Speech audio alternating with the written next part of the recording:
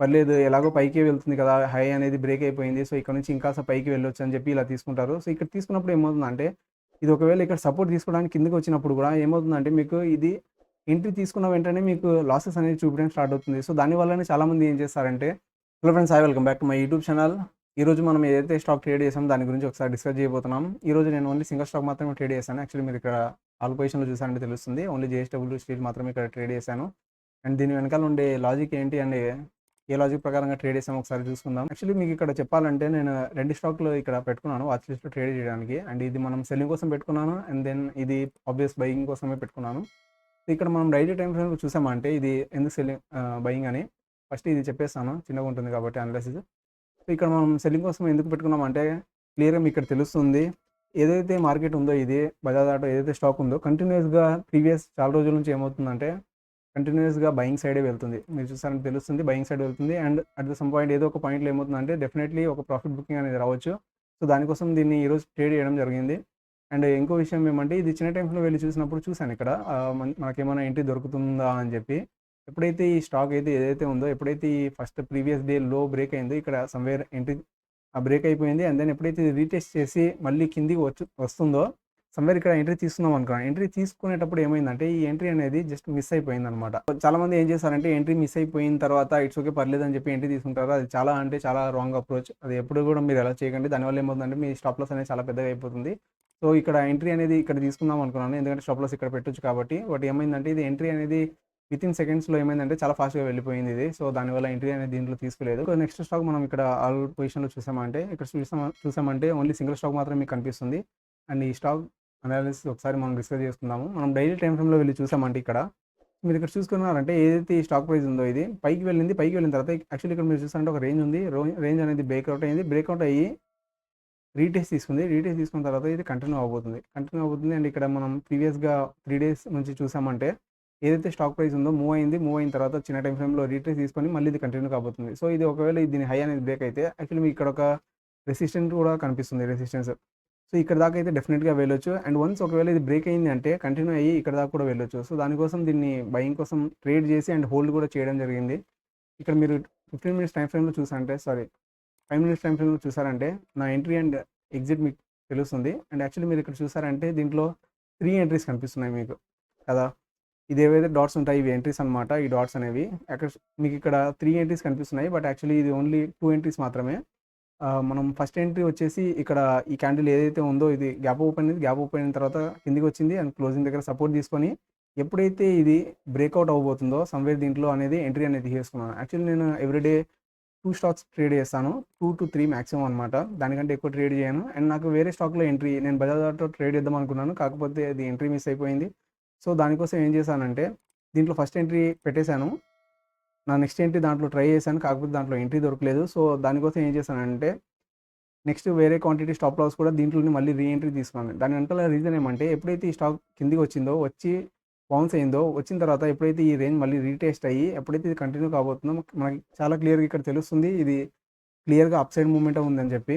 So, somewhere ఈ candle ఏమైందంటే దీంట్లో అనేది ఎంట్రీ ఇక్కడ తీసేసుకున్నాను. సో, చాలా అంటే చాలా ఫాస్ట్‌గా మూవ్‌మెంట్ వెళ్ళిపోయింది. యాక్చువల్లీ నేను ఇక్కడ 600 క్వాంటిటీ అనేది ప్లాన్ చేసుకున్నాను. ప్లాన్ చేసుకున్న తర్వాత బ్యాలెన్స్ ఉన్న క్యాపిటల్‌తో నేను ఈ స్టాక్ ప్లాన్ చేశాను. కాకపోతే ఎంట్రీ దొరకలేదు. అండ్ బ్యాలెన్స్ ఉన్న క్యాపిటల్‌తో నాకు ఇంకో 500 అయితే క్వాంటిటీ తీసుకోవచ్చు దీంట్లో. సో, సమ్‌వేర్ ఇక్కడ నేను ఆర్డర్ అయితే ఎప్పుడైతే ఇది హై వెళ్తుందో బ్రేక్ చేసి ఆర్డర్ అనేది నేను సమ్‌వేర్ ఇక్కడ పెట్టేసాననమాట. పెట్టేసినప్పుడు 500 దాంట్లో ఓన్లీ 500 అనేది ఎగ్జిక్యూట్ కాలేదు. ఓన్లీ సమ్‌వేర్ 250నో ఎంతనో 250 ఆర్ 256 ఎంతనో 256 క్వాంటిటీ అనేది ఎగ్జిక్యూట్ అయింది. సో, నేను బ్యాలెన్స్ ఆర్డర్ ఏదైతే ఉందో ఆ ఆర్డర్ అలాగే పెట్టేసాను డే ఎండ్ వరకు. ఎందుకంటే ఇది ఎప్పుడైతే మూవ్ అయిందో మేబీ ఇది రీటెస్ట్ కోసం ఇక్కడికొచ్చి మళ్ళీ సపోర్ట్ తీసుకొని మళ్ళీ వెళ్ళొచ్చు అన్న థాట్‌లో నేను అలాగే పెట్టేసాను. సో, అది ఎప్పుడైతే ఈ కిందికి వచ్చిందో ఇక్కడ ఆర్డర్ పెట్టాను కాబట్టి అది ఇక్కడ మళ్ళీ ట్రిగ్గర్ అనేది అయింది. ఇన్‌ఫాక్ట్ మొత్తం అనేది కాలేదు. ఐ థింక్ 10 క్వాంటిటీనో ఎంతనో ఇక్కడ ట్రిగ్గర్ అయింది అనుకుంటాను. సో, ఓవరాల్‌గా మనం ఇక్కడ చూసుకున్నామంటే ఇక్కడ మనం ఎంట్రీ తీసుకున్నాము అండ్ ఇక్కడ ఎగ్జిట్ అనేది అయిపోయింది. సో, దీన్ని డే ఎండ్ దాకా ఎందుకు హోల్డ్ చేశానంటే ఎప్పుడైతే ఇది కిందికి వచ్చిందో సపోర్ట్ తీసుకొని యాక్చువల్లీ ఇది చాలా అంటే చాలా క్లియర్‌గా బయింగ్ అనమాట ఇది ప్రైస్. దీన్నే ప్రైస్ యాక్షన్ అంటారు. సో, లో వచ్చింది. లో వచ్చిన తర్వాత లో ఏదైతే ఉందో దాన్ని బ్రేక్ చేయకుండా ఏమైందంటే మళ్ళీ అప్ సైడ్ ఇంకో లో ఫార్మ్ అయింది. మళ్ళీ అగైన్ ఇది పైకి వెళ్తుంది. సో, దీన్ని హైయర్ హై అంటారు. సో, ఇది ఎప్పుడైతే ఒకవేళ బ్రేక్ చేసింటే డెఫినెట్‌లీ ఇది చాలా కంటిన్యూ అయ్యింది. వెళ్ళేది.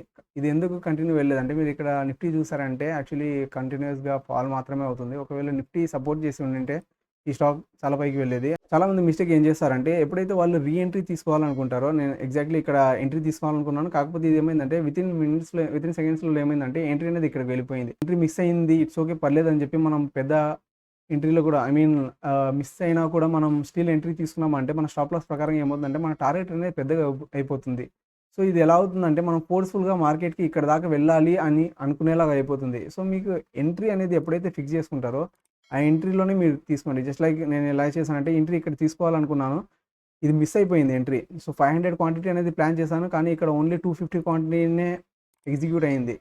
సో నేను అలా అని చెప్పి బ్యాలెన్స్ 250 క్వాంటిటీ ఇక్కడికి వెళ్ళిన తర్వాత మళ్ళీ ఎగ్జిక్యూట్ చేయలేదు. ఎందుకంటే ఇలా చేసుకున్నప్పుడు ఇలా టార్గెట్ అనేది రీచ్ కాకుండా మీరు ఇక్కడ చూసారంటే మీకు తెలుస్తుంది. ఇది ఒకవేళ కిందకి వచ్చేసింది. పైకి వెళ్తే పర్లేదు. మీకేం ప్రాబ్లమ్ కాదు. సో ఇలా కిందకి కూడా వచ్చే ఛాన్సెస్ కూడా ఉంటాయి. అప్పుడు మీకేమవుతుందంటే ఒకవేళ ఇక్కడ స్టాప్ లాస్ పెట్టుకున్న స్టాప్ లాస్ కూడా ట్రిగ్గర్ అయిపోయేది. సో దానికోసం ఏమవుతుందంటే మీరు ఎంట్రీ అనేది పర్ఫెక్ట్‌గా తీసుకున్నారంటే ఇక్కడ ఎంట్రీ తీసుకొని ఉండింటే అండ్ స్టాప్ లాస్ అనేది ఇక్కడ ఉండేది. సో మనకొచ్చేసి ఏమయ్యేదంటే ఇలా వెళ్ళినప్పుడు ఏదైతే స్వింగ్ వస్తుందో అప్పుడు మన స్టాప్ లాస్ అనేది ట్రైల్ కూడా చేసుకోవచ్చు మనం.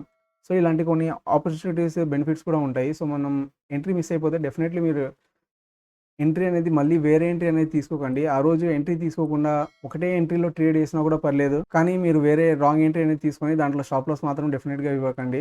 సో మీరు పర్ఫెక్ట్ ఎంట్రీ తీసుకున్నప్పుడు మాత్రం ఏమవుతుందంటే మీరు ఒక టార్గెట్ కోసం వెయిట్ చేయగలుగుతారు. మీరు అన్నెసెసరీగా లేట్ అయిపోయింది బట్ ఇట్స్ ఓకే ఎలాగో పైకే వెళ్తుంది కదా అని చెప్పి చాలామంది ఇదే మిస్టేక్ చేస్తారు.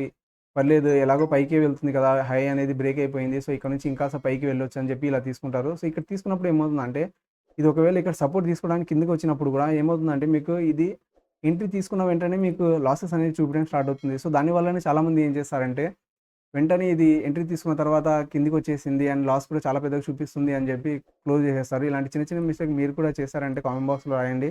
అవును అని చెప్పి. నాకు కూడా తెలుస్తుంది.